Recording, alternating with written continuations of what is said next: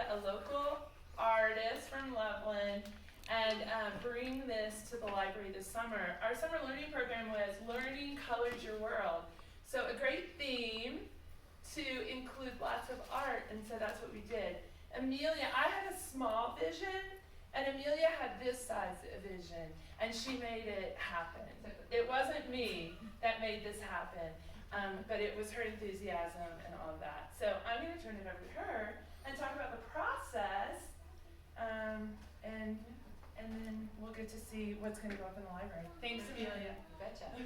So like Beth said, my name is Amelia. We've been here, we are very familiar with the library. We moved here from Pennsylvania, Philly area, about, 8 years ago? Ethan had just turned 2, so he celebrated his 2nd birthday here. And when we moved into Loveland, we immediately connected with this great library. Did the story times, got as many books as we could. We really believe in the power of reading to our children. And it's really paid off. They're so curious and love learning. I love the idea of being able to partner with the library to give them something that would include a finished piece of artwork, but would also allow the kids to participate. When I do public art projects, in general, I like to find a way for the public to actually engage and experience the making of it. Because it's their stuff, right? It's what they get to look at all the time. So with this particular project, we decided to do a combination of kids submitting book pages, so that's what you see on there right now. I'm collaging all the book submissions. That happened during the month of June. And from June 1st through June 30th, kids could either email their submissions of their favorite book page, or they could pick from discarded books that were no longer in circulation. When we talked to the kids about it, we told them, we said, okay, the books in the box, they're okay to rip apart. Please do not do that with any other book. But they really enjoyed that process of finding pictures and words that really connected with them. And you can, earlier in the loop of the video, you could see my voice picking out some of their favorites. So those all came back with me. And then while I was in my studio, they all got collaged on there. It also goes up, like it goes around on the sides as well of the panel. And then what we did, so the next part of the process was taking that collage panel and bringing it to the finale, July 30th of the learning program, where the kids got to place stickers on the panel. Each kid got to do one sticker, and they could put it wherever they wanted to.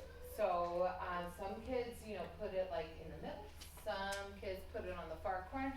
There was no direction. They got complete free reign on where they wanted that. And then all I did is I numbered them. So kiddo number 1 got a number 1 on his sticker. Kiddo number 2 got the 2 on it. So we had a total of about 25 kids place stickers. And then I came back into the studio and connected the lines sequentially from 1 to 25 and then brought it back to 1. So in essence, it's kind of a crazy random dot to dot. And I helped a little. Oh yes, Lucas helped with doing the lines. And we worked together to kind of create the type of style of the line and how we wanted the shapes to turn out. So it really, like the whole design was dictated by the kids that came and put their marks on the piece. And every mark made a difference, because if it wasn't placed at that spot, the design would change. So every kiddo's mark was significant. So once I was all on there, once we had our design on there, I went and I painted it using the color scheme that would best suit that design. I had several different designs that I looked at, and I felt like this one was just right for it. And we tried to utilize some of the colors that the library has here so that it fits really well and kind of continues their branding. But so this is the process of just the painting and bringing the entire thing together.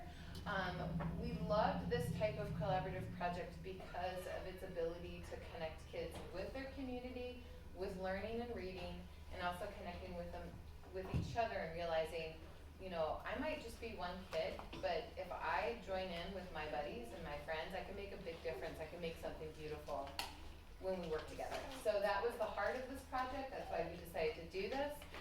The piece is called Connecting the Dots. That's what we did. Do you guys have any questions about the process? Like I said, we have this looping video. And, Ethan has a question, yes. Am I famous yet? Very. Sure, yes. You will be immortalized in the Loveland Public Library. Yeah, Am I you get to go famous? ahead and you'll be like, I helped with that. Just So. like when you come back and you're in high school and you'll be like, what is that? Yeah, that's right. Like, Absolutely. right? We want kids to take pride in their public spaces that they enjoy, and this is one way that we can help them do that. Yeah. So, yeah. Oh. All right, should we? Amelia, Question. question. How long did the process take to do the painting and? The painting process took, I would say, probably about 2.5 weeks or so. But the entire length of creation of the piece has been about 4 to 5 months. We fundraised the entire amount for the piece, so that was community driven. And we did all sorts of promotion to kind of get that moving, and then, putting all of the stuff together to let the kids know that they can come and submit at the library. So it's been a process for sure, and it's so neat to see it all come together. Where is the piece supposed to hang? Oh, we're gonna We will show show you you. that. And given the amount of natural light that's here, what Oh. kind of paint or what will prevent it from fading? So I used artist grade acrylic paints. So what any fine artist would use like on their paintings. I did a mixture of Liquitex and golden paints, which are both pretty good as far as light fastness. They have like a scale type of thing. And then once that was all on there, I have Golden's is it Msa Varnish, and it's a UV protecting varnish. It's a high gloss, and it's actually, the great thing about it is removable. So if any damage would happen to it, we can remove that varnish and recoat it, which is awesome. There's a buffer coat, it's called an isolation coat. You guys didn't know you were here for art education. But there's a buffer coat in between the painting and the varnish, so that if anything would happen to the varnish layer, we can repair that very, well, not easily, but we can repair it. Yeah. So, yeah, So in 100 years, when they're restoring the piece, that's right. They can take that varnish off, yeah, they can put the new varnish on yeah. and everything. And it is the area where it will be hanging is fairly light saturated. Yeah, So this will really do a good job of protecting it yeah. through the years. And who knows, we may move it to our new branch when we build it. Over by the Mahaffey, right? That's where you're gonna do it. Right. Yeah. How about this? How about you keep this one here? I'll just do a new one. Okay, there you go. Oh my gosh, I'm excited to see. Okay, so do you guys wanna help take the paper off? It's like kind of like unwrapping a present, which is kind of fun, right? It's not even Christmas. Come here. I mean, getting close to my birthday. When's your birthday? My birthday's October 9th. Oh. Same birthday month. Nice. Okay, so here's what we're gonna do first. We're gonna take some of this plastic off. Okay. Lucas, Yeah. you've already seen it. Let some of the other kids try. I'll kind of tear it for you so you can get some of it off. Do you You want got it? Okay. Or are you too busy with the waffle? What is this one? There you guys go. Okay. You can go ahead and roll that up and find it scratchy. Okay. All right. Okay, we'll leave that down there. Don't worry about it. You'll see the All right. place. I think it would be a nice. Yeah, so Lucas is gonna get us started. You wanna, here's a tape here you can take off.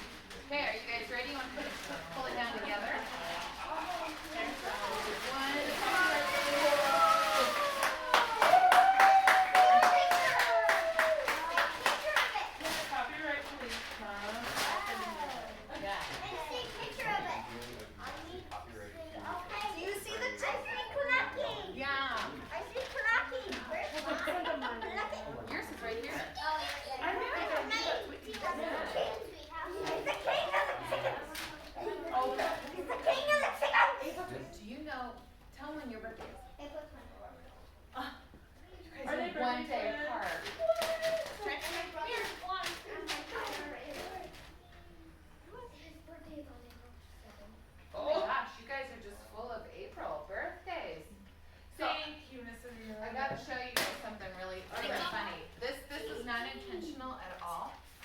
But you can see right here in this, I left some of them open instead of having color on them, because I thought that made the design more fun. Yeah. I forgot to erase the 12. Oh! So it's in there. Oh! I didn't see that. So when Amelia sent me the piece a couple days ago, she said, "What do you see?" That looks like a Yeah. So what do you guys see? Yeah, with what it? do you, so this is, You're not perfect. this whole method is something that I developed when the kids were home for COVID. We were bored, so bored. And so we started doing this dot to dot method where you would just randomly put dots all over the page and you could pick it, however many dots you want to put on it. Yeah. We would create these different designs together and then we would color them with anywhere between 3 and 5 colors. And then we'd hold them up and say, what do you see? And like sometimes it would be, like, well, that looks like a dog. Well, that's definitely a turtle. Like, no, I see a puppy. Yeah. So that's one of the fun things about pieces like this is it really engages your imagination. I saw an airplane. Beth saw. I what saw a did you see? fancy poodle. I know, and as soon as she said, I'm like, there it The is. tail. I see a worm with a hat. Oh, there you go. Yeah. So, And I see an abstract heart for love. yes, I love it. It's so good. Oh, right there. Yeah. But that's the fun thing about these pieces, and you can Yeah, I see a poodle with a turn it hat. around, you can look at it differently, and depending on how you engage with it, what colors you focus on, you see something different. Yeah. I see like it's an airplane. Yeah. Yeah. Yes. Airplane, Uh-huh. tail Yeah. bent in. I see two things. What do you see? I see an eye right there and a poodle See, and it's the best baby pink. a Like dog it's wearing a just. Mario hat. Yeah, Mario. Why is it not the best baby pink? Mario doll. Okay, who wants to walk with me? Let's go with the let's see the piece. And then I'll just go ahead and grab that and we'll put it in the car. We'll just put it in the car. Yeah, yeah. The piece we're taking down. I think it'll go with your house color. It would fit very good. You'll see, I see a particular decade. Oh, okay, a few people. That's better.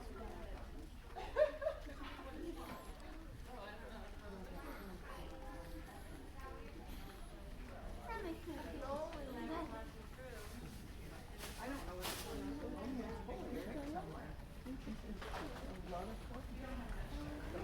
So what do you think? Is it like your notebook?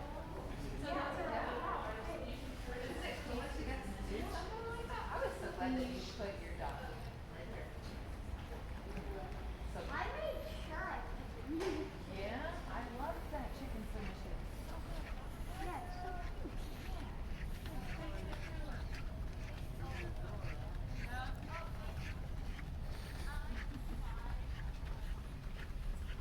I don't go over here. Do you have the perfect place for that? I don't go here at all. You guys can go up and go see it. Can you tell what decade? There's an Mobs. Oh, yeah. No, Don't that's you really see? cool. To go with like the old Chilson Yeah. 60s. decor. So we're not getting rid of it, we're just finding a new placement for it. Uh-huh. Great. Yeah, so if you know the local artist, please don't tell them we're getting rid of it. We're just gonna. You're just relocating because it's actually a How very much good for it? idea to It's rearrange not your for art sale. collection because you stop Okay, seeing art because I going have back for about coffee. Oh, I bet $10 would be enough. Huh? Do you guys know the local artist? You gonna get it? Okay. I'm not sure. That one looks so I mean, cool. I could But hang don't it you in think my it'll be room. bright? And people say, why do you put the children's artwork in here? Because there's